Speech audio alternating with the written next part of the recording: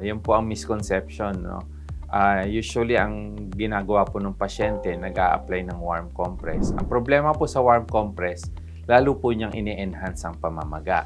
Kasi mas mataas ang blood flow. Opo, yun how po. about cold compress? Cold compress will help po kasi it will restrict the blood flow to the muscle. So, ang ayaw po natin, dumami yung daloy ng dugo sa muscle kasi nasa dugo po yung inflammatory marker. So, lalo pong ma-enhance yung pamamaga pag nag-increase ang blood flow sa muscle. So, sa halip na paimpisin mo, lalong namaga. Opo, namaga. lalo pong namamaga. So, usually, sinasabi ng pasyente, pagka po nagpe-prescribe ako ng anti-inflammatory, sinasabi ko po din sa kanila, huwag niyo pong lalagyan ng warm compress.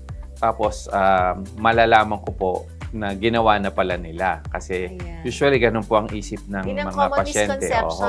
Pag may masakit, lalagyan ng mainit. Usually, totoo po yun kung may mga arthritic conditions or kung may muscle spasm. Pero pagka ganito pong namamaga yung muscle, hindi po pwedeng maglagay ng warm compress, lalo pong mamamaga. Okay. So, how about, Doc, yung mga yung mga pasyente na naglalagay ng mga menthol patches, di ba, Doc? Yung mga salicylate patches. Opo. So, would that really help in controlling yung pamamaga? Or basically, minamask lang yung pain? Actually, minamask lang po niya yung pain. And minsan po, yung pong mga ganyang patches, nagdudulot din po ng increase ng blood flow sa muscle. So, mas lalo pa pong nakakasama actually. Naku, ang dami pa namang mahilig dyan. Opo nga. So, sinasabi ko rin po yan sa pasyente na wag po kayong maglalagay ng mga itinatapal or mga pinapahid kasi lalo pong mamamaga yung muscle ninyo.